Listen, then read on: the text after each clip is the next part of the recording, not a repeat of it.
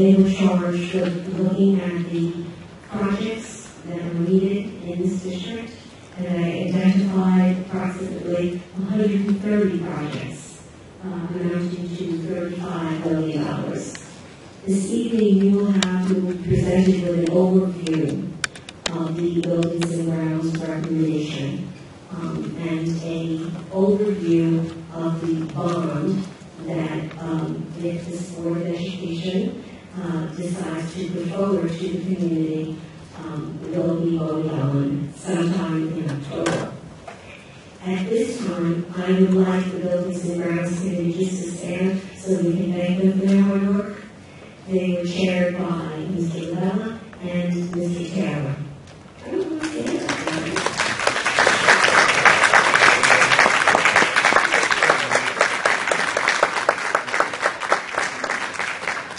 They represent individuals from the Facilities Department, the Board of Education, the community, staff, and professionals. And as I say, we thank them for their hard work. They identified about approximately 130 projects, divided into 6 categories. Infrastructure projects, health and safety, site work, technology, education, and athletics. Now this evening, as I mentioned, you will be presented with an overview of this. At the next board meeting, which will be held on July 15th, I'll have the pleasure of discussing with you and presenting the educational components of this bond. And then we will be adding an additional Board of Education public meeting the last week of July. We're just working on a date, and of course that will be publicized. And at that time, the community will have the opportunity to question, to comment, and the board then will take a vote. And that will be the last week of July. They will take a vote as to whether or not to put up this bond. Okay? Now, this is being taped this evening, this presentation, this presentation, as well as all of the supporting documentation and the timeline that I just mentioned will be up on the district website for all community members to review. Okay? So at this time, I would like to introduce Mr. Adcock and members of the team to come up and to present the recommendation. Thank you, Ms. Thomas. Joining me tonight, Tim O'Donnell, Facilities Director, Severio from H2M Architects, and Joanna, also from H2M. I want to start off by saying that this bond issue is something, these projects that I'm going to be presenting tonight have been a long time in the making. We really looked at this over the last couple of years, but the detail has come together in this last year. So first, let me tell you what this bond issue is not. So there are no misconceptions with regard to the presentation and the project you see. Earlier in the school year, there was an initiative put forward with regard to a grade configuration change at the elementary school and middle school. That grade configuration change was voted down by the Board of Education. So this bond issue is not about and has nothing to do with anything related to a grade configuration change. That grade configuration change was not approved, not moving forward. So nothing that you're going to see tonight with regard to projects is related to grade configuration change. The second thing that the bond issue is not has to do with some work and some conversation that the school district has been having with the town of Oyster Bay for some possible work at the Burner Middle School fields. This bond issue has nothing to do with any conversation with regard to the school district and the town of Oyster Bay or any renovation work associated with those conversations. So let me tell you what it is about and why we're doing it now. Basically, it is about it's broken up into a number of components with regard to work that needs to get done in our school district. There are components related to infrastructure, components related to health and safety in our schools. There are education educational components, there are athletic components, there are site work components, and then technology components.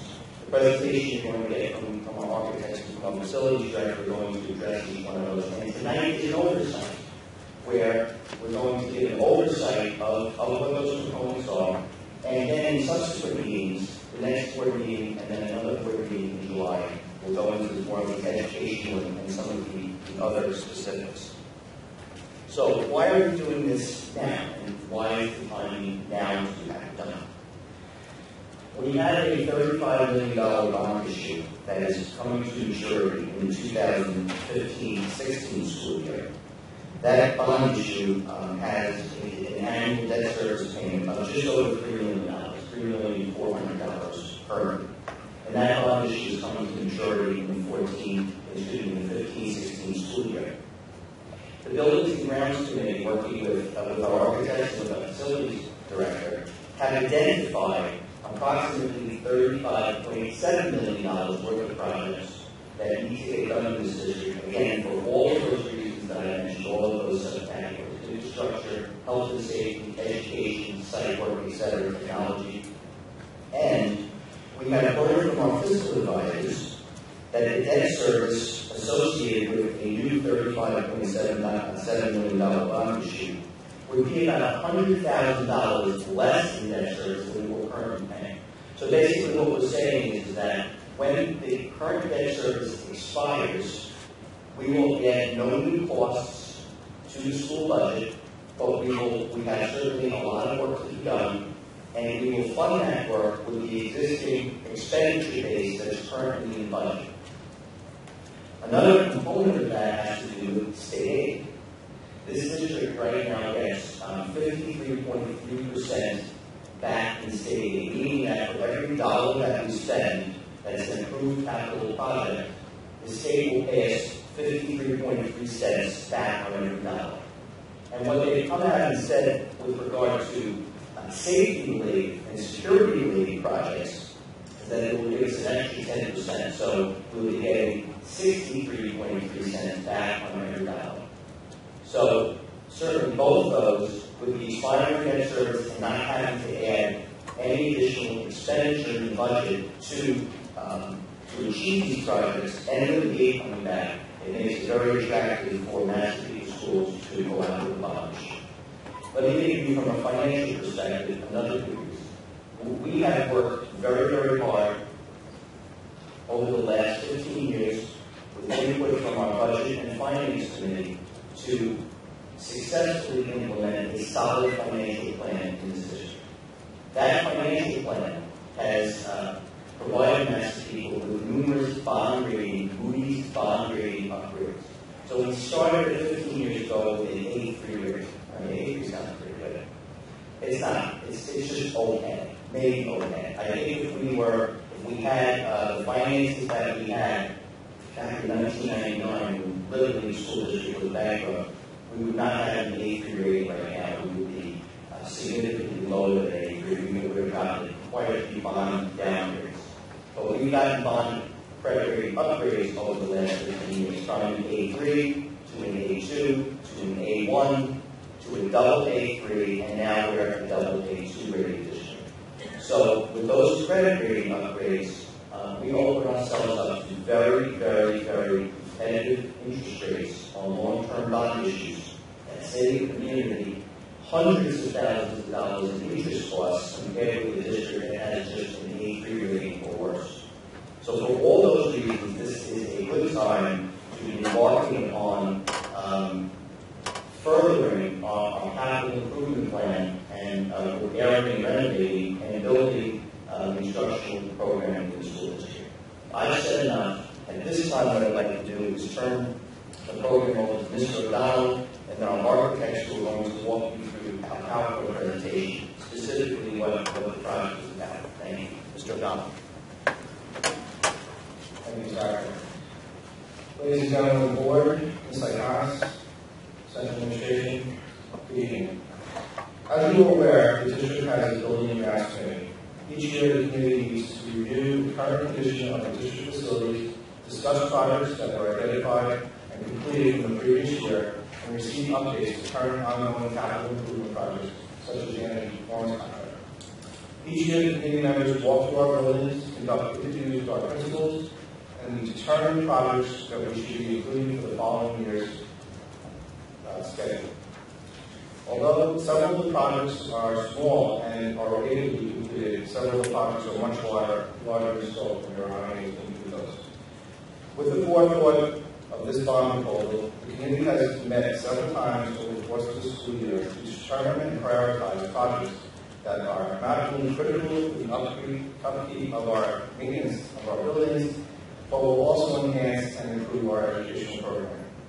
The following presentation is the culmination of the work of this committee. At this time, I would like to also thank the committee for their hard work, input, and vision on these projects. At this time, I would like to turn it over to Severio Belcher and Joe Mile. They are our district architects and engineers with each plan.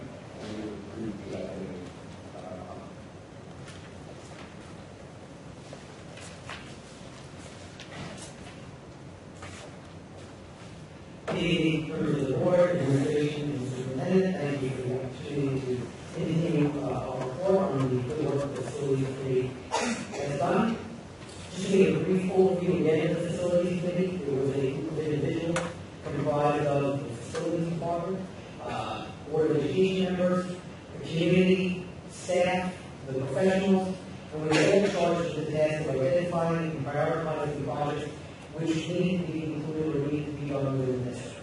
The resources that we used to identify these projects was the 2010 Building Condition Survey, your 2011 through 2014 Annual Visual Inspection. Both of these forms are required by the State Education Department to be done each year to get an update on the condition of the facility and to help districts prioritize the work that needs to be done. There were discussions with the building principals, and there were also discussions about items that no longer could be addressed through routine meetings or items which were required to be done under local or state mandates. And as we go through the proposal or the presentation, we'll talk a little bit about fuel oil tanks and the needs to replace them. That's an example of where there is a mandate by the National County Department of Health to take underground fuel oil tanks and have them removed by 2015. As a result of the committee's routine census, they have identified, as I mentioned before, about 130 individual projects, affecting all buildings within the district, and it was to make sure that the health and safety of these projects for the students and staff were being maintained, while also creating an environment that is conducive to the education process. And as we previously mentioned, these projects were identified in 6 separate categories. I believe the board has received a letter from the committee in support of the projects that were proposed. The first set of projects, infrastructure. These projects which really affect the daily operation of the facilities. They maintain the mechanical, the electrical, the structural, and the building envelopes of the building, or the building envelope systems. These projects make up the largest component of the bond issue, in not only in dollars, but also in volume or number of projects that need to be done. And typically, projects like these that are not done eventually will lead to more costly repairs in the future. Many of the projects that are also in the infrastructure line deal directly with the efficiency of the buildings. So they can help reduce the energy consumption of the buildings, reducing overall operating costs. Some of the projects that are on that list are masonry restorations, window replacements, air handling unit replacements, roofing replacements or partial sections of the roof, HVAC upgrades, student toilet renovations, domestic water heaters and piping, fuel oil tank replacement, exterior paving, flooring replacements, and kitchen finishes. The second category is what they call health and safety, and pretty much what the name is, that's what it is. It deals with the health and safety of the students and staff within the building.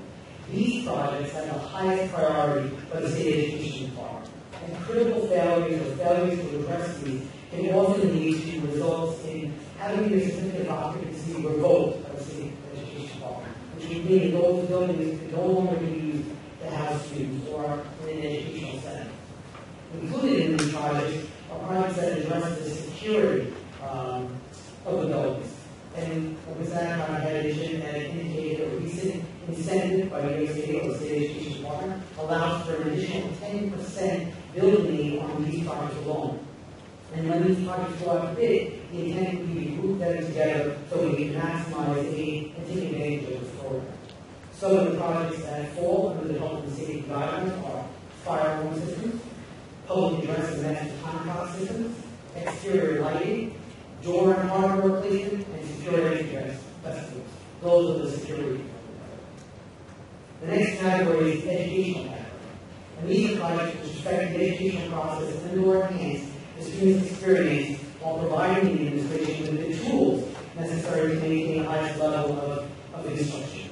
These projects look to create multi-use spaces within the existing building footprint of the spaces. Their design will allow for flexibility and the ability for those spaces to move and grow as the changes in education go throughout the district, and also look and to address the future needs of the district. These types of projects include the library media center renovations, science lab classroom upgrades, cafeteria renovations, and laboratory renovations. The next category is athletics. Athletics are obviously projects which support the district's athletic teams and improvements to the facilities for extracurricular activities, community organizations, team sports, and PE classes. These projects will enhance the athlete's experience, improve safety, and extend the ability for the district to utilize their fields and their resources. It will also help to reduce the overall maintenance costs and time associated with maintaining. Some of those examples are synthetic turf fields, track resurfacing, the tennis court resurfacing, dugouts, press box, new bleachers, field irrigation, and field renovations and irrigation. Technology, component also in the one category. This category deals with upgrades to the technology on an infrastructure level. It will include interior renovations, the Network Operations Center, or what's known as the NAP, which is located in the administrative building here at High School. These monies in this category are also earmarked to provide funding available for the potential upgrades that may be required as a result of the technology audit which is currently being performed. In that section, or included in those types of projects, are the technology upgrades and the NAP. The last category is site work. Site work are projects that will address the buildings and grounds, the vehicular and pedestrian circulation. These issues become capital projects when the extent of the scope of the project is just too large for the maintenance staff, or can be done through typical operations and maintenance, or even through staff or county contracts. They then need to be required to be done as a capital project. They address the security also of the site by maintaining and or replacing sections of the perimeter fencing, which allows us to control unauthorized access to the site. And standalone, these projects would not be eligible for building aid. So the part of this project is to couple those site projects with capital projects at the buildings so that then we would be eligible for a portion of the building aid on the site component. These type of projects include sidewalk replacement, fencing replacement and or repairs, asphalt pavement replacement, some additional parking, and curb replacement and repairs. Again, all of these projects are district-wide, affect all of the buildings throughout the district. At this time, Mr. Mayor is going to go through several pictures of the buildings where a lot of this type of work needs to take place.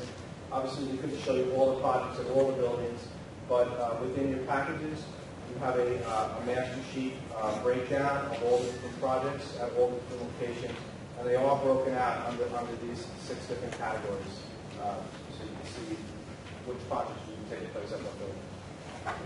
So the first category, again, infrastructure. These projects again deal with the building envelope and the structural, mechanical, electrical systems, the day-to-day or brick and mortar components of the buildings. Here are some examples of some photographs of some of the projects we're talking about. We've got partial sections of roofing that need to be replaced. We have sections of where doors and exterior windows need to be replaced in the lower left-hand corner. We also talked about some toilet renovations. There's an example of the high school with the boys' toilets. Obviously, allocated an original to the building, no longer. We're using a lot of used numerals that go to the floor. That's what kind of health department is not allowed anymore. So again, we're looking to upgrade these facilities in infrastructure. Infrastructure items also include masonry before being repaired. You can see examples of where you have bricks that are shifting, cracking over the windows, failing of some of the bricks. Again, that's moisture getting behind the masonry, closing those bricks to expand and contract winter comes, and you end up having failures, again, infrastructure kind of thing, or ongoing issues. You can see some efflorescence, that is the white line extra that comes through masonry as a result of the water being behind the masonry and forcing the line out from the water through the masonry. Obviously, it's an example of where water intrusion getting into the masonry. And again, these are projects that, if not addressed, will eventually just lead to larger problems plus more money. Some more examples of where you have masonry failing, some flooring issues that need to be addressed. Also, an example of some of the kitchen issues that we were talking about that also need to be addressed. Infrastructure also deals, like I mentioned, with mechanical components of the building. You can see here some pictures of some outdated domestic water heaters on the left-hand side. There's our burner. We have our original forced air systems in Lockhart, Fairfield, and Eastwood. We have dampers and louvers that are rusted out that no longer provide efficiency or no longer operate properly. So we're spending a lot more money in heating and fuel oil costs associated with that. We have outdated and obsolete equipment that needs to be removed, old incinerators that are no longer needed, as well as some internal combustion issues of the furnaces at some of the elementary schools. Health and safety, what type of projects are those? Well, I read them off here. Some examples again, doors. There's an example of a typical door in the district. Most of the doors were veneer type doors. Unfortunately, over the time and use, the veneer starts to pull off, and you end up having a door that you can't repair. That door needs to be replaced. The hardware is not ADA compliant. It won't use with standard codes. Those are some of the safety items. We have fire alarms. Those are some of the examples of existing fire alarm control panels, which are obsolete and outdated. We are unable to get parts to repair them. Your master time clock and PA systems. Those are those two lower pictures that we're looking at. Again, outdated. Don't really offer the ability to be able to have efficient communication between classrooms or to have that emergency 911 calls. Again, things that would be addressed. And then an example of what your intercom system does look like an obsolete phone in many of the classrooms. Education. We talk about enhancing the student's experience and bringing the district into giving them the tools and the ability to provide a conducive educational environment. Here are some examples of the science labs here in the high school. You can see the table is outdated, they are overcramped, the classrooms are jammed, the purple in the lower right-hand corner. These classrooms are obviously outdated, not in time with the new types of teaching methods.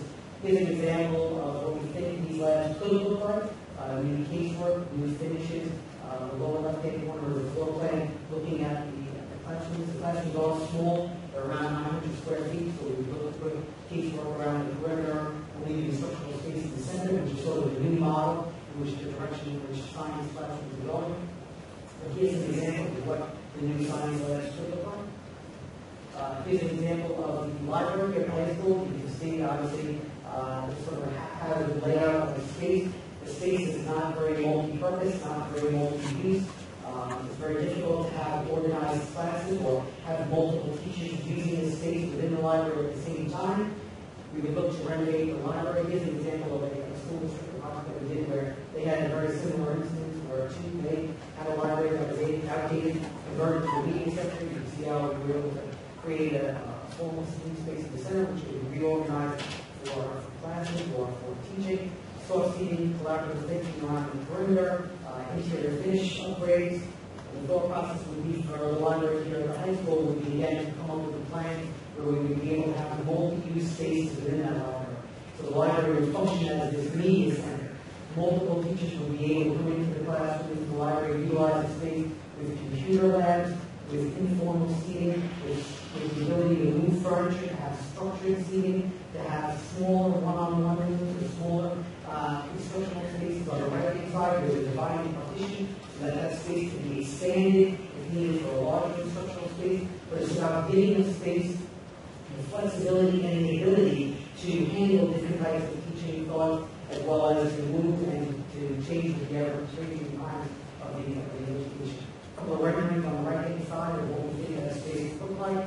Here's another rendering sort of just looking down the center where we talk about informal seating to promote collaborative thinking of the students along the perimeter, allowing natural sunlight to come in, again creating these multi-use, multi-purpose spaces within a space to increase the flexibility of that space. On the educational side, we're also looking to do upgrades to cafeterias, to auditoriums, as well as the library and aids. So here are some examples of some of the existing conditions that you have at those facilities. You can see the cafeteria over at Burner is obviously original from when the building was built. The look would obviously be to bring that up into a more standard, more aesthetically pleasing space, as well as giving more flexibility to work in that space. Treat the acoustics, deal with lighting, deal with all the components that enhance the students' experience in those spaces. Athletics, here's an example of a picture of the field. You can see the football field and track. Part of the athletic projects includes synthetic turf for the main field, as well as resurfacing the track. We're also going to be replacing the bleachers, and then some fencing around the room. So here's some examples of some of the conditions that we have. Here's an example, really just an overlay on an aerial photograph of sort of the work that would be done. We're obviously going to be addressing transport, synthetic turf for the football field, and that football field would be a multi-purpose field, strength for typically 5 to 6 different team sports, not just football. It would be multi-purpose. Address the track around the field, and then also address the infield by addressing the baseball field, the new side for the outfield, the new press box, bleachers, dugouts, really upgrading that field completely on the baseball side. Technology, we talked about the infrastructure needs on technology, dealing with the switches and the infrastructure on how to utilize or send data over the WAN. Also be looking at getting some of those improvements that may come out of the technology or that would be incorporated into the project. Also, that is an example of the network operation center here, or the NOC room here at the high school, the medical wing. So we will also look to upgrade the finishes and upgrade the racks in the NOC room. Site work, the last category, again, is dealing with sidewalk repairs, parking lots. You can see some of the sidewalks and curbing that's in this repair. Also, some of the heating over at Unquote that needs to be replaced.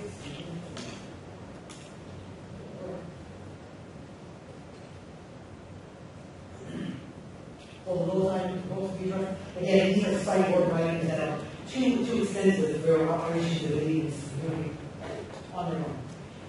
If you look at the project breakdown, okay, looking at the whole category, all the projects, looking at how it fits in the bond issue, you're looking at approximately 36% of the bond project would fall under the infrastructure category, 18% under the health and safety, 17% under education, 9% for athletics, 9% for professional fees, and we'll talk a little bit about what that includes. AEP, architectural fees, CM fees, attorney fees. These are items that are these soft costs that are also associated with any kind of capital improvement projects. 7% for technology, and about 4% on the site side. Talk a little bit about the role of the state education department as required by the commissioner, the state education department, as well as the state education department's office of facilities planning. Any project or any kind of project undertaken by a school district is required, as long as it meets certain criteria, to be submitted to the state education department for a permit, for approval. Upon that approval, a building permit will be issued, and that allows the school district to go out to public bid for that project. And why is that important? Because failure to obtain a permit could result in the potential of losing the building aid that the district would be entitled to. That's that I indicated 53%. The jeopardy could be to lose 57 of every dollar spent if we did not get building permits. Also, the state education department can also, as I mentioned earlier, revoke the certificate of occupancy for a building if you did work in a building without getting a building permit. The main importance or the driving factor of the building permit is obviously to ensure that the work is done properly, and preserves the health and safety of the facility for its occupants and for its users. The building aid is available to certain approved projects, one we mentioned before, standalone site projects, are not eligible for building aid. We're going to couple those together so that we can maximize the building aid. The Commission of Education must approve that, and again, that's the permit that we issue for the project, which allows you to get that and qualify for that building aid. The building aid is a very complicated procedure, right, or formula, but it's typically the building aid units, and that's called the BAU, which is derived by the type of project that you're working on. So gymnasiums, art classrooms, music rooms end up with different BAU units than a classroom. So different criteria is what determines the BAU, which take the BAU and multiply it by the construction cost index and the regional cost factor, and that gives you up to 4 different levels of building aid. Again, very complicated, but the intent is that you're eligible for that building aid. Building aid is then paid over the useful life of the project in terms of 15, 20, 30 years, depending on the type of project. Most of the projects that are going to be included are examples of all the projects that are going to be included in this bond. We qualify for 15 years, 20 years, or on larger additions, and 30 years is typically paid out on new buildings. So we don't have those two types of projects, but it's important to understand that building aid is paid out over the life expectancy of the projects. When you look at the project categories in dollar value of the $35.62 million, the infrastructure part, again, that was a large section, is about $12.672 million. The health and safety, around $6.2 million. Educational, safety, around $6.2 million. Athletics, $3.2 million. Professional fees, again, that was the any soft costs associated with the bonds, total about $3.2 million also. Technology, $2.4 million. And the site work, about $1.5 million. And all of those numbers combined total of $35,662,091, which is the number of the total bond issue. A little bit about the construction process, what happens going forward. After the bond is successful, typically what ends up happening is a design professionals we work with the district. Obviously, to identify and define the specific scope, but at this point, the cost estimates are based on projects of similar scope and size, experience in the industry, recent bids that we received, but we're working on an estimated number. When the projects are approved or the bond goes forward, we then look to define that scope more carefully, so you can hopefully sometimes reduce the cost of the project, but also really just to get and understand the needs and the expectations of what the district has for the project. So we can meet those both on the facility side as well as on the education side. Projects will then be designed and submitted to the state education department with compliance to the permitting regulations and SCD guidelines, and then grouped together based upon the building, including the site portion work, to maximize building aid. Upon approval, projects will be publicly bid in accordance with New York State competitive bidding laws, and as a public entity, school districts are required to go out for a public bid. They entail using competitive bid pricing and prevailing wage, which is a little different than private work, because the school district is down to make sure that contract is paid a specific or a certain prevailing wage in alliance with the New York State Department of Labor. They also ensure that we also group the projects to ensure that we take advantage of economy of scale. What that means is grouping projects, interior projects, group them together so that when you go out to bid, you get one contract which can be multiple sites, you can get economy of scale on the prices of that. The design professionals and along with the district and the construction managers would evaluate the bids to ensure that the awards are made in the best interest of the district and to identify the lowest qualified contractor who meets specifications that they are awarded to work. And again, that's a requirement because of the public bidding laws. After that, the district AE and CM would administer the contracts, inspect the work on a daily basis to ensure that the work is being done in compliance with contract documents and to ensure that the work is progressing in a timely manner so that we meet the deadlines that we want to complete. Oversight of the construction of multiple buildings simultaneously is obviously crucial to make sure that the compliance is happening, and that's where a construction management firm is most qualified to provide that day-to-day inspection. We talked a little bit about having those soft costs, which also include a CM, or construction management firm, to do that oversight. They can then track the trades, monitor the progress of the construction, make sure that everything is happening on a timely fashion. Payment to the contractors obviously will be reviewed, and only upon approval by the district, CM and architects to make sure that the value of what they are asking to be paid for represents the actual work that's being completed in the field. That will all be processed. The quality of work and final product will then be approved by the district AE and CM.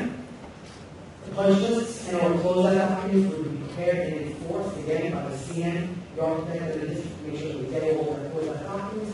And then upon acceptance of those closeout documents, the contract will be closed, final cost report submitted to the state, so that the district will start to see building on those projects. Again, just a summary of the bond costs. The construction cost totals $32.420 million. Professional fees at 9% are at $3,242,008. Again, that comes up with the total bond number of $35,662,000. That's the presentation. We will go with any questions on the Yes. How do we go about selecting or actually soliciting construction management firms to bid on this project? We learned over the last month or so that National Oceans has recently gone out with a request for proposal for construction management firm, National Oceans, the regional school district of John County, and they have a qualified RFP. So what we would do, what we would propose, is to piggyback on the OC's RFP. They have identified and marketed and embedded a number of construction management firms. My understanding is that our district would meet with some of the, or possibly all of the construction management firms that National Oceans has vetted through their RFP process, and then select the construction management firm which we believe would best suit the needs of our school district. Is there a place that the public can go and find out who these firms are that have been vetted and approved by BOCES? Is there a website or someplace for us to find out? We're in the process of getting all the information, but certainly, the RFP process is a completely public reporting process. So certainly, anyone would be able to do their own investigation, and certainly the district would do its own due diligence if we were interested in a particular construction management firm, and do our own due diligence with references that check with them. If we select the vendor that BOCES recommends, or we piggyback over the BOCES, do we have to pay BOCES a fee for that? I believe there may, I'm not sure, I don't believe that there would be a fee because in the sense that it's not a OC service that we're using, but there may be a small fee with regard to being part of their RFP.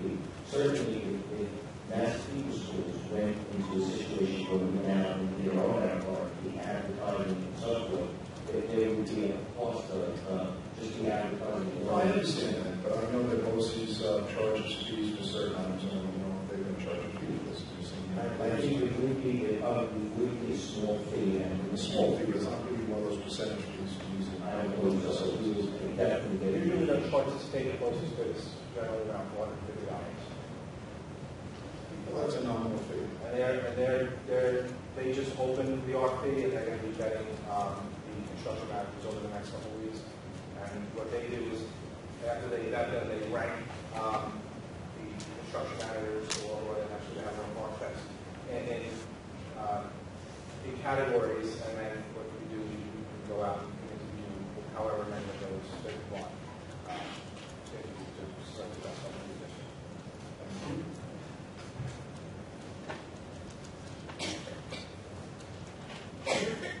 Does that mean that as boards process a construction manager proposes that the school district that gets there kind of first may have a better pick of construction managers? I mean, if an RFP goes out, it's obvious that BOCES doesn't know that we're interested at this point because we don't have a bond that has been approved and going to be put up for a vote.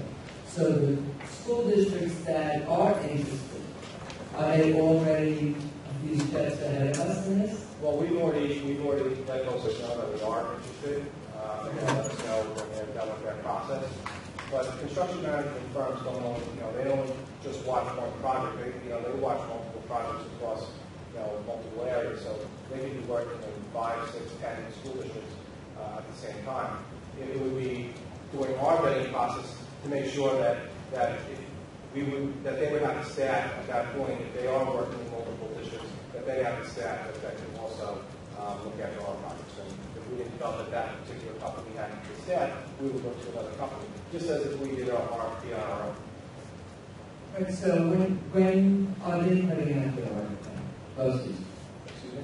when is supposed to putting out the order? The RFP is out, they just opened it, they feel that the vetting process will be completed by mid-August. So we'll have a list of construction managers by mid-August.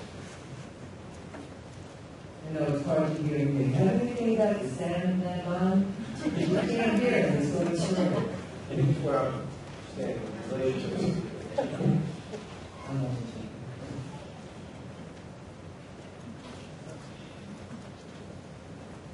Thank you.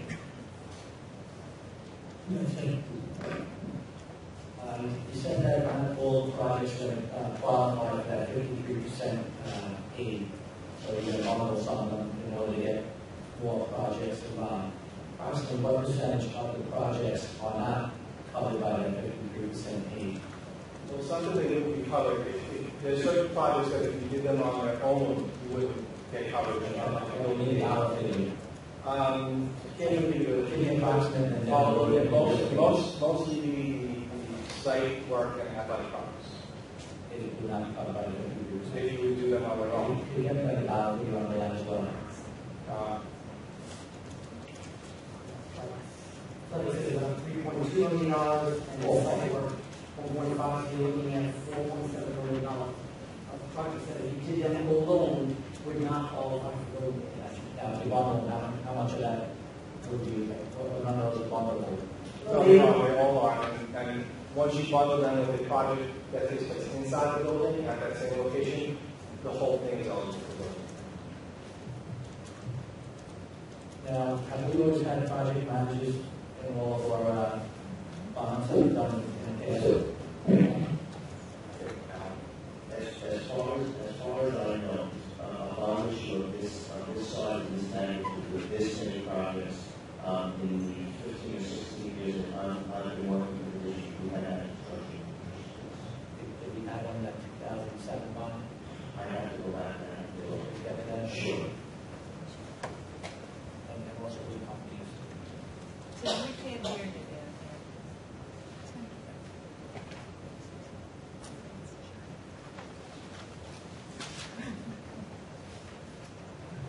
I have a question on I see the allocation breakdown, approximately 5% of the bond, which is about $1.6 million or so for security.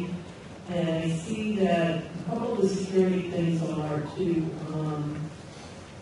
in the high school and at the Ames campus and at Burner, the main entrance security vestibule, which is a very small part. I'm not sure what that is, but really what my question is to take advantage, are we doing everything that we need to enhance our security within the building?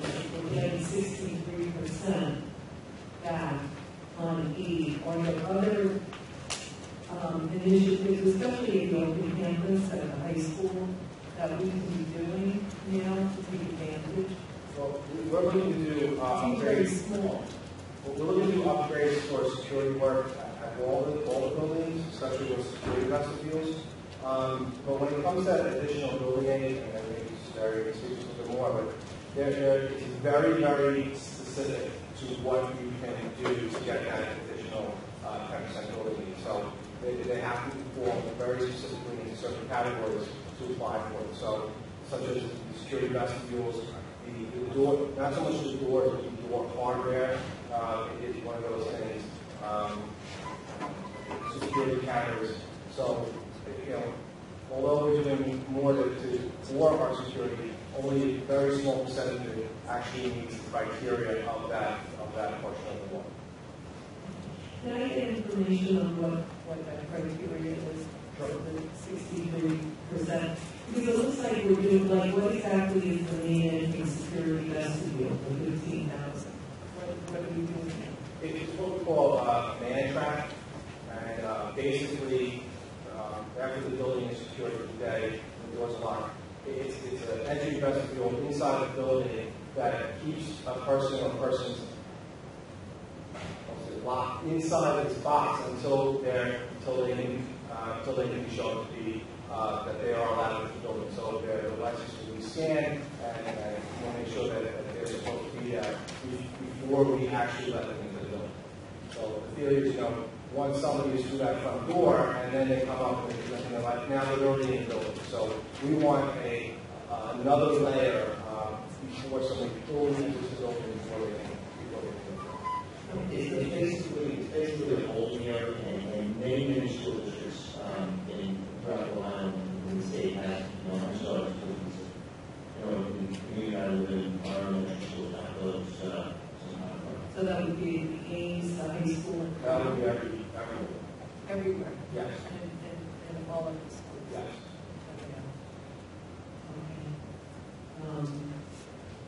Okay, I just think, it's a very small, with everything happening, it's a very small part of the bond issue, but to me, it's the most important part of the bond issue. On my, to enhance our security, especially getting such a part. That's what I'd like to, just know that we're doing everything that we can. If there are some open areas or ways for the doors, intercoms or the windows, or different types of things that we can do in light of all And we feel that tragedies going on. we feel that the intercom are a major portion of the security areas. They just don't have to fall into that extra 10%. The district spent its money very wisely into the Excel fund and put a lot of money into security upgrades for that. So the district, is way ahead, and we have a very good system in place with the systems in place. Possibly doors within classrooms or different types of... That's all included in this bond, the hardware and the doors and I'm sorry, what? that is included in this bond to upgrade door hardware locking systems for the classrooms. That is part of it.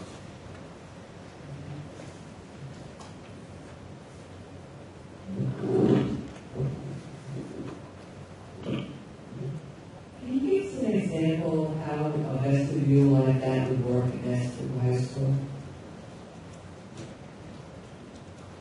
Massachusetts High School is a little bit of a tougher scenario because of the open campus. But we would, all the visitors that even come to the high school during the day are directly to the front door. So it's really not so much to keep the students at bay, it's to keep any visitors that come. So visitors, the way they work at high school, you can't get in the periods. So they only open the doors at certain times. So if a visitor comes to the door, they still need to come through that front entry, and they'll be let in, and they'll still have to be held within the vestibule in the hallway. So the students are coming through the same doors as what you're talking about? Pardon? The students would be held, only for visitors, people that should not normally be in the building. During the course of the day, students use a different exterior door between periods and visitors. So they separate those out. Okay, so brings me back to my original question. If you have, I don't know, next to the high school, how many doors that we have? 6 doors in front of them? Right. And if you're speaking to making that the entrance that you're going to be doing is, how does that work? Well, it still needs to be designed, but it wouldn't be set up. One door is on a switch, so we can electronically open that from a kiosk that's out there. So the trap would be set up there, so that person can only come through that door into that portion of the Okay. I guess it's only because it's past the high school, because it is a difficult building to secure to begin with. If you can get back to us with some really definite information about how that would work at the high school, the funds that are going to be used for that vestibule, that would be great. Mr. Honestly, the man actually talking about people that we know are coming to school, correct? The vestibules you're talking about are for people that the administration of the school people know are coming to the building. And they would be told to go to that entrance, right? Those are people who are expecting, before they show their license, I'm here to see so-and-so. Is that right? Well, it would be for anybody that's expected, that's not part of the school system, Right. or anybody that isn't expected, that it's even more so for them. You know, the really unknown people. We look at everybody coming through our doors. So, you know, and everybody's kind of treated the same, whether somebody's been in that door 10 times or it's their first time through, they should be going through that security system. I was just thinking when you were saying that the students coming in, I know other schools have IDs for their children, and what they have to do is swipe that code to get them into the door. You know, so we know that these are our students coming into the building. As of right now, we're looking at something like that. I mean, obviously, that's a larger discussion that we should have. That would be coordination with obviously sometimes and Dr. Williams. That would be very difficult, simply because of the sheer number and the fact that we have it on campus.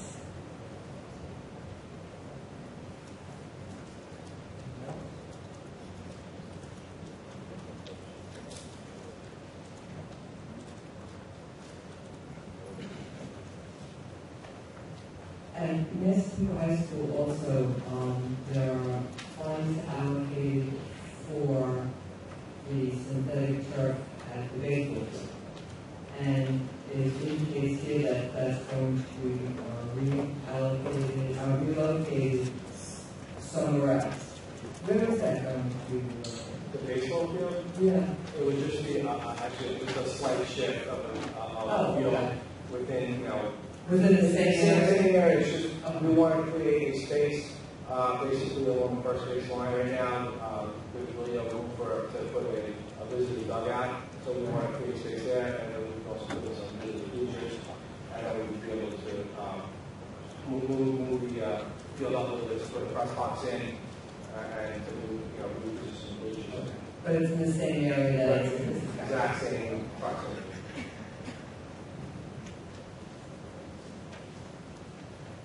You have things in here too for the, replacing the existing 24 junction split AC system. What is the lifespan on those split systems, or have they improved since we initially put them in? Those ones that were installed in the 1999 and those were kind of the first wave of that type of system. Many of the systems that we have in the district right now are obsolete. We're having a very hard time fixing them. They're inefficient. The newer ones will be much more efficient, much more of what we're used to seeing now. They pretty much reached their So all of them will be replaced, the same ones that we did in 1999.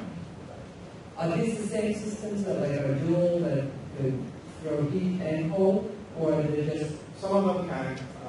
Most of the ones that we'll be looking at would need heat pumps on them because they're in interior sections that already have heat.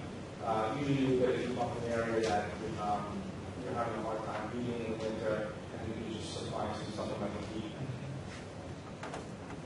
I have a couple of questions, but if any of the board members have questions, I want to take a quick spot.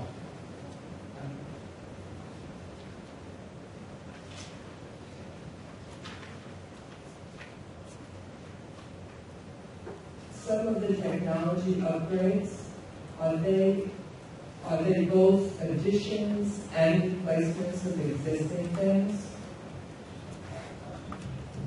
Certainly replacing, and in some instances, especially in closets, where we might anticipate additional networking for future expansion, such as PA systems and intercoms that has been talking about. You would see expansion as well, or building to be able to expand. To expand in the future.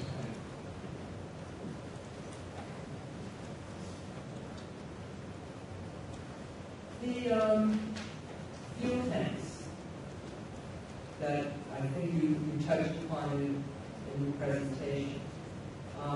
These are at the district level? They're at the garage? Yeah, or Okay.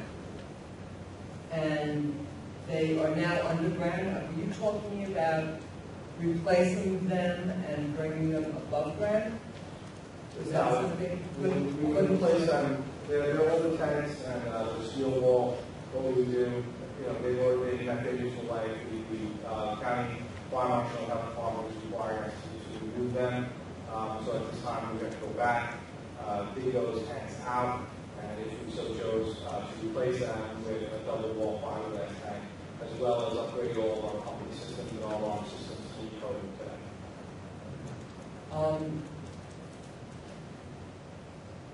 Do we know if the condition of those tanks do warrant some further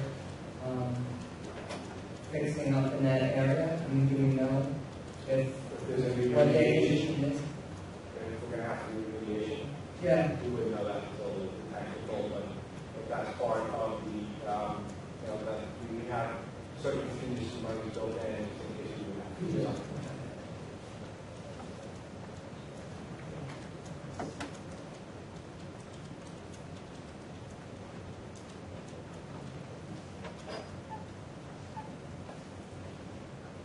The generator at NOC upgrades. New emergency generator and NOC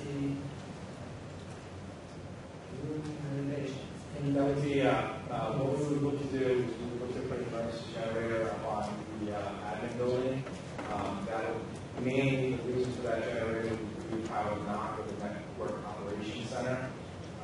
Basically, it's the heart of the district. All of our data systems come out of what we call the NOC.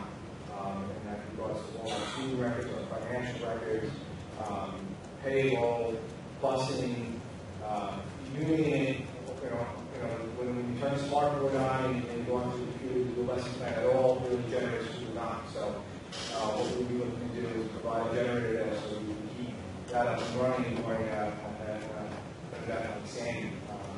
You have to do a ton of work there to try and repower that through portable generators. This will enable us to automatically switch over. Unfortunately, I guess where our location is, when we lose power to the administration building several times a year. Usually we're pretty lucky if I'm back on 15, 20, maybe an hour later. But if you start having substantial power outages there, it really affect the educational process of the district. So what can you actually run with this thing? Well, we resize the generator where we actually pick up the entire administration building. So the heaviest load coming out of the administration building is the NOC. So everything else to that is just ancillary. We pick up the lighting systems, basically for the administration building. That way, if we did have another Sandy, it can act as our headquarters to run our operation. Sure.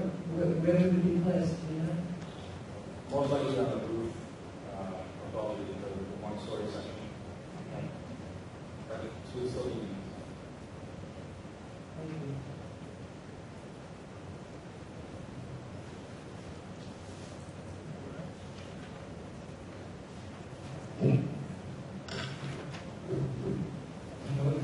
I have a question on the,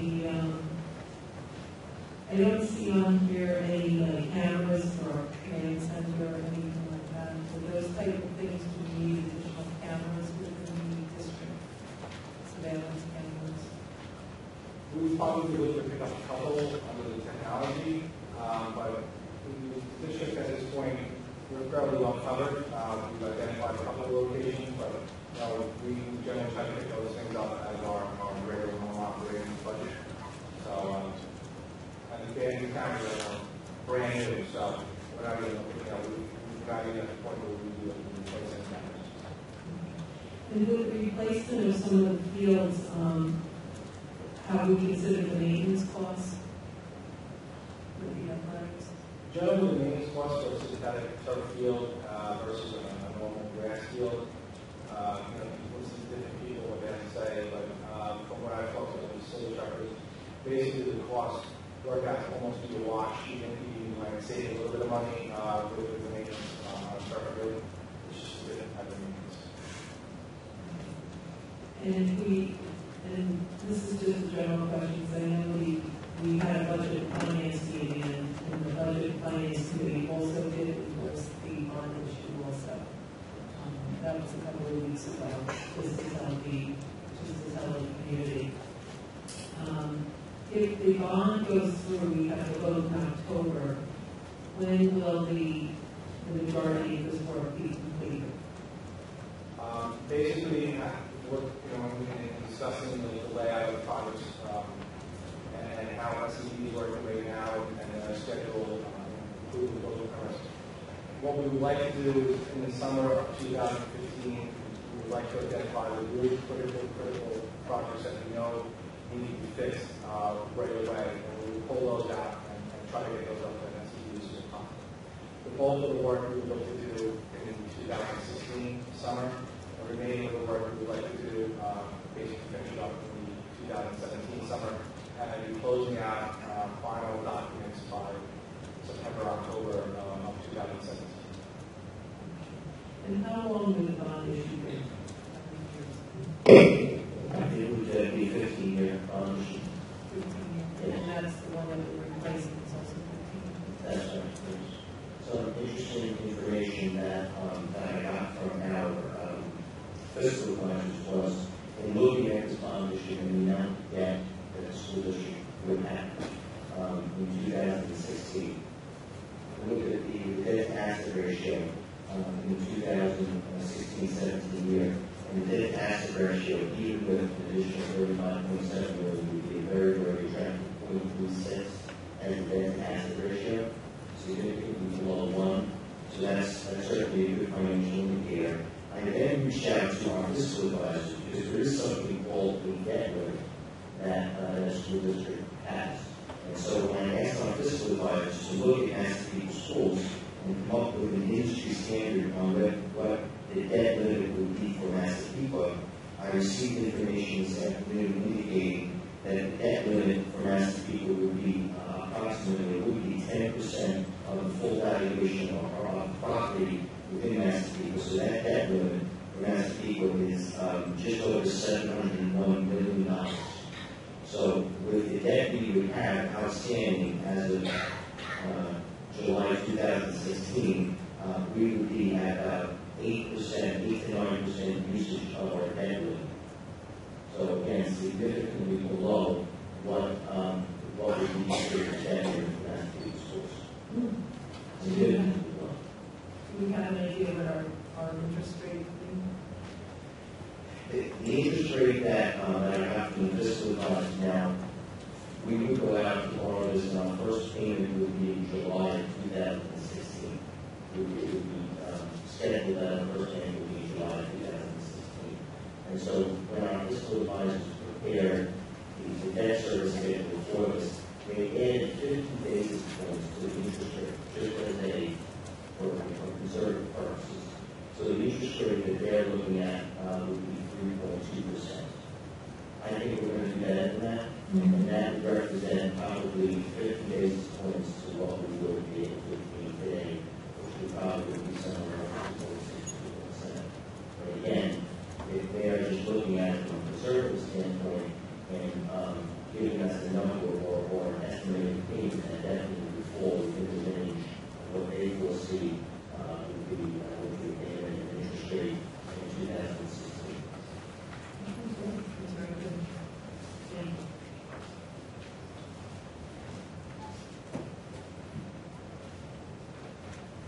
This is one more question. The generator at McKenna. First, I just need the staff to remind me how we got that generator at McKenna to begin with. And how did that all begin? The generator was paid by New York State funds. Because that generator serves as mechanical or emergency evacuation shelter. And it's one of the Excel funds that Massapequa got 3 or so years ago.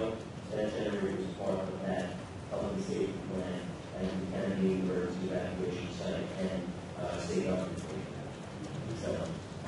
Can you describe to me what kind of upgrades have to be done to that generator? Well, right now, the generator is a 650 kV generator, which is a very large generator. At its time, the generator only picks up small portions of the kind of building, picks up the refrigerator, it picks up sunlight in the gym, it picks up sunlight in the cafeterias. Very underutilized.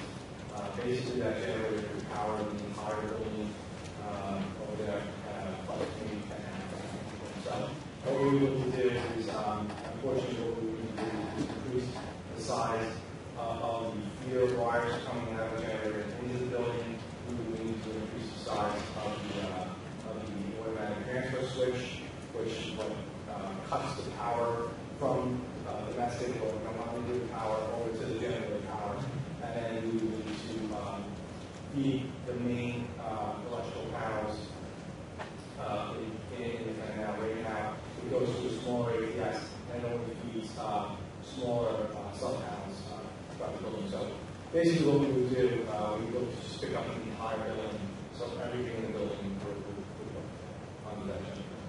Mrs. Fish, I just want to reconfirm with regard to the existing generator at the school and the funding source of that, because there may be some confusion as to whether the cell money paid for that or whether it was paid for under another bond. So let me just confirm that and I'll give you an answer on our next meeting. Thank you.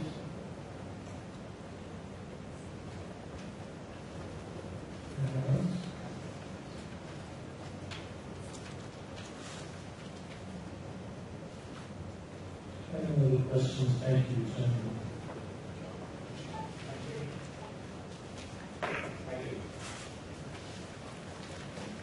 Mr. Eric, from New York State Tax Freeze.